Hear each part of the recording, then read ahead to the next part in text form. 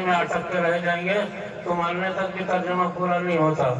آج بہت سارے ہمارے لوگ ترجمہ نہیں آتا تو کیوں قرآن کریم پڑھتے ہو، ایسی آواز غلیظ آواز لگا رہے ہیں، یہ آواز چھوڑ دیں، بلکہ قرآن کریم کی نفس قرآن کریم کی تلاوت، چاہے آپ کو سمجھ میں آتا ہو یا نہ آتا ہو، یا پڑھ سکتے ہو یا نہ پڑھ سکتے ہو، ہر حالت میں قرآن کریم کی تلاوت یہ ایسی زبردست طاقت ہے، اس سے اللہ تبارک و تعالیٰ کی طاقت زمین پر نافذ ہو جاتی ہے۔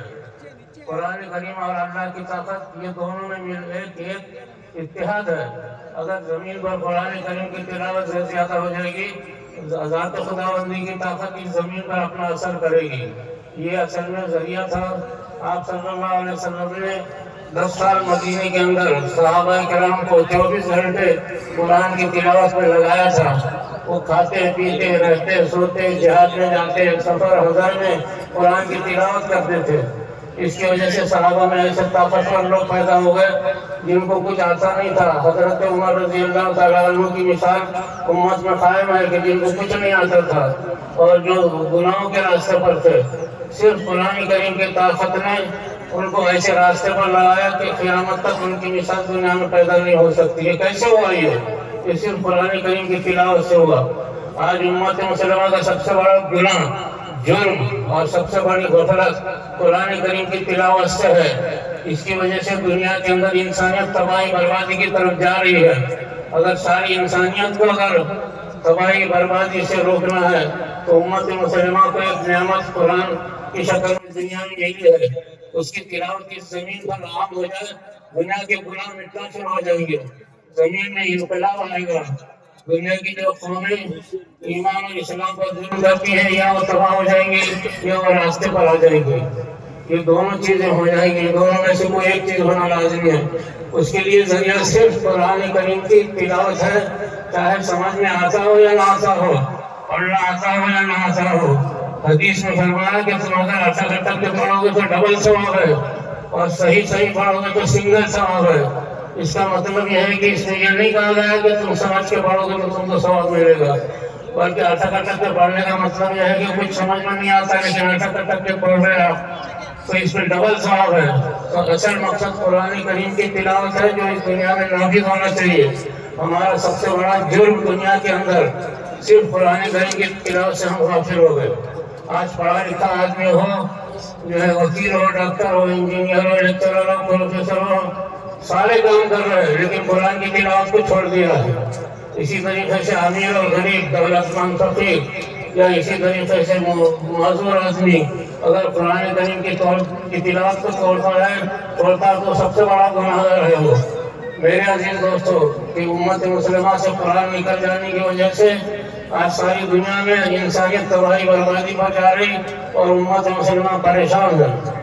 خصوصاً انبیاء علیہ السلام کی سرزمین شام اور فلسطین اور مسجد اقصیٰ، یہ جن حالات سے گزر رہی ہے، انبیاء علیہ السلام کی سرزمین ہے، آخر اس میں کیوں پریشانیاں ہو رہی ہیں؟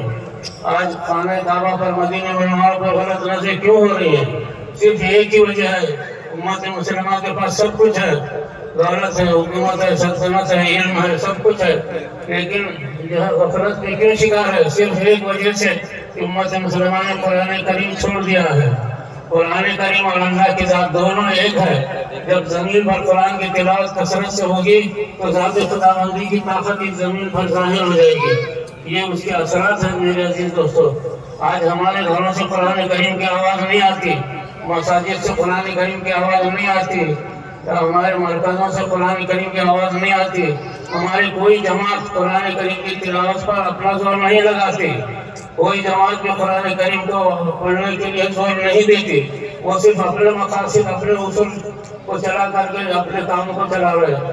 حضور صلی اللہ علیہ وسلم دنیا میں 23 سال رات اور دن امت مسلمہ کو قرآن کی تلاوت کروایا، اور کروا کے ایسے صحابہ پیدا ہوئے جنہوں نے 10 سال کے اندر پوری دنیا پہ قبضہ کر لیا، اور ساری انسانیت ایمان اسلام میں داخل ہو گئی۔ قرآن کریم کی صورت اتر گئی، یدخلون فی دین اللہ افواجا، تمام دنیا کی قومیں اسلام میں داخل ہو رہی ہیں۔ کیوں داخل ہو رہی؟ کیوں ہوئی ہے؟ کیا وجہ تھی؟ کیوں فارس اور روم تباہ ہوا؟ کیوں حبش اسلام میں داخل ہوا؟ اس کی وجہ کیا تھی؟ صحابہ کرام 24 گھنٹے قرآن کی آواز کو عام کرتے تھے.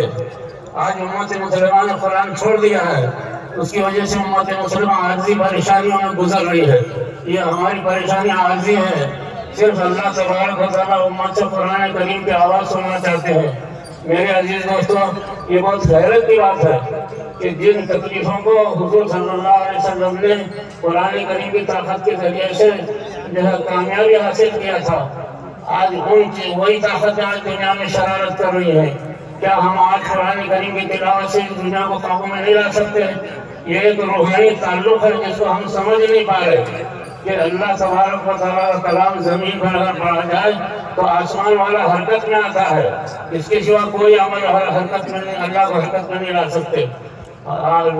10 لاکھ آدمی روزانہ خانہ کعبہ میں عبادت کر رہے ہیں. حج کے موقع پر 40 لاکھ آدمی اور کروڑوں لوگ روزہ رکھ رہے ہیں، لیکن اللہ کی آسمانی طاقت زمین پر حرکت نہیں کر رہی ہے. اس کی وجہ صرف ایک ہی ہے کہ آسمان سے جو چیز آئی تھی اس دنیا کے اندر وہ قرآن کریم، وہ قرآن کریم امت سے نکل گیا. امت اس کو تلاوت کرنے پہ تیار نہیں ہے. میرے عزیز دوستوں، اس زمین کے اندر اللہ کی طاقت کو اگر حرکت دے رہا ہے تو صرف امت مسلمہ کی قرآن کی طاقت ہے.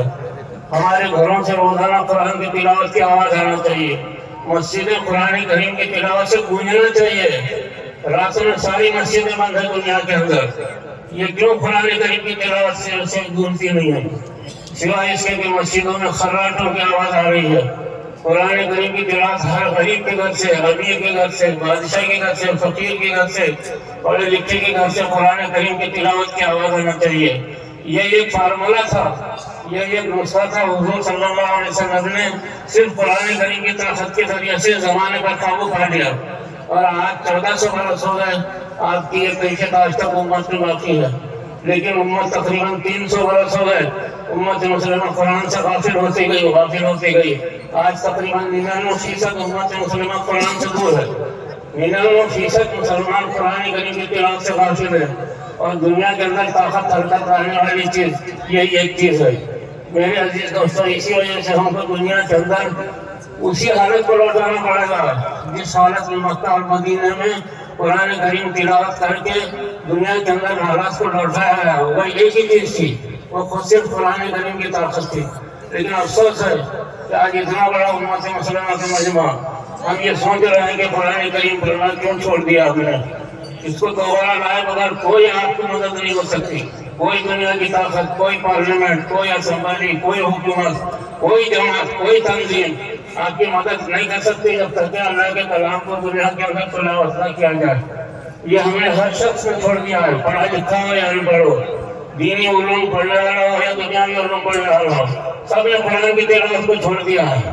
حالانکہ سب سے بڑی عبادت قرآن کریم کی تلاوت تھی جو امت مسلمہ اس سے غافل ہو گئی. اور قرآن کریم کو ترک کرنے کی وجہ سے آپس میں ہم ٹوٹ گئے. قرآن ایک ایسی کتاب ہے اس سے ساری امت مسلمہ جمع ہو سکتی ہے اور سب کے پاس قابل احترام چیز قرآن کریم ہے. ہم بڑھ گئے آپس میں، ہماری مسجدیں الگ ہو گئی، ہمارے طور طریقے الگ ہو گئے، ہماری شادی بیاہوں کو ہم نے الگ کر دیا اور عبادتوں کو الگ کر دیا، اذانوں کو الگ کر دیا. یہ قرآن کریم ترک کرنے کی وجہ ہے کہ اس وجہ سے امت میں گمراہیاں پھیلتی چلی گئی. میرے عزیز دوستو، دنیا کے اندر ہمیں وہی حالت لانا پڑے گا جس کی وجہ سے خیر القرون زمانہ بنا. خیر القرون کیوں ہوا؟ حالانکہ اس وقت مسلمانوں کی تعداد کو 1.5 لاکھ تھی دنیا کے اندر. خیر القرون کیوں ہوا؟ سب سے بہترین دور سرکار دو عالم صلی اللہ علیہ وسلم کا دور کیوں ہوا؟ کیا وجہ تھی؟ کیا سونا چاندی تھا اس میں یا کوئی ایٹم بم تھا اس میں؟ صرف خیر القرون اس وجہ سے ہوا کہ 100% مسلمان قرآن کریم کی تلاوت کرتے تھے تو آسمان سے اللہ تبارک و تعالیٰ کی طاقت حرکت کرتی تھی اور امت مسلمہ دنیا میں پھیلتے چلے جاتے تھے. یہ طریقہ تھا امت مسلمہ کا دنیا کے اندر. میرے عزیز دوستو، اس کے علاوہ ہم ملت کی اور ملک کی خدمت ہم اس سے دستبردار نہیں ہو سکتے. ہم نے ہمیشہ ہندوستان کی خدمت کیا ہے. 1000 برس سے امت مسلمہ نے ہندوستان کو اپنے خون سے سینچا ہے. ہم اس ملک کی آزادی کے لیے 50,000 علماء شہید ہوئے ہیں، تو ہم نے اس ملک کی ہمیشہ خدمت کی ہے، اور دنیا کی کوئی طاقت ہم کو اس ملک سے دستبردار اور اس ملک کی خدمت سے الگ نہیں کر سکتی. ملت کی خدمت قرآن کریم کے ذریعے سے اور ملک کی خدمت کو ہمیں اپنانا پڑے گا. اس کے لیے ہم اپنے اندر طاقت پیدا کرنا پڑے گی. اس کی وجہ سے ٹائم ہو گیا. بات آپ سے عرض کر رہا ہوں میرے عزیز دوستوں کہ امت مسلمہ قرآن کریم کو تلاوت ہر گھر میں لوٹا دے، ہر مسجد اس کی تلاوت سے آباد ہو جائے. آپ کچھ ہی دیکھیں گے کہ آسمان سے طاقت زمین پر اثر کرے گی. اس کے سوا آسمانی طاقت کو دنیا میں لانے کا کوئی طریقہ نہیں ہے. سارے لوگ اگر خانہ کعبہ میں بیٹھ جائیں گے تو بھی آسمانی طاقت دنیا میں نہیں آ سکتی.